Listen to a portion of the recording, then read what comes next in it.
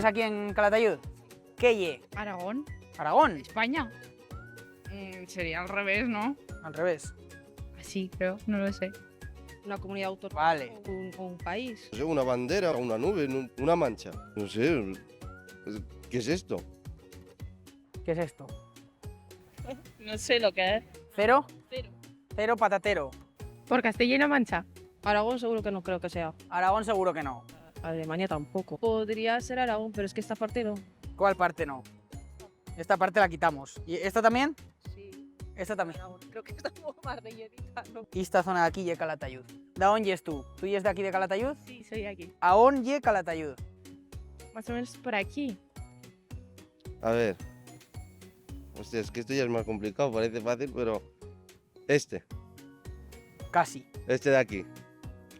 Casi. A ver, está en medio por aquí. Calatayud. Vale, como... Este de aquí. No Uy. puede ser tan grande ni este ni este. Este. Este. Comunidad de Calatayud. ¿Qué dices cómo es tan grande pues? Está liado, así, ¿no? Así. A mostrarle a la cámara cómo creyes que y el mapa correcto. ¿Cómo es, tío? No ¿Qué sé, te- no va a estar así, Ya, como hace así Andalucía por aquí, más ¿no? Que son andas, ¿no? Va así, pero lo que es ya. No, yo creo que así no va. ¿No? Y no sabemos lo que ye. No. Pero está así bien ¿Aquí? puesto. La respuesta ye... Por aquí. Aquí. Uy, pues tampoco mido mucho. No, solo 100 kilómetros. ¿Tú yes de aquí de Calatayud? Sí. Puede ser esta de aquí. Por tanto, igual esta está un poquito más arriba. Pues tiro un poco más para arriba. Te vas un poco para el Moncayo. Entonces, ¿quieres que tiro para aquí? Esta de aquí.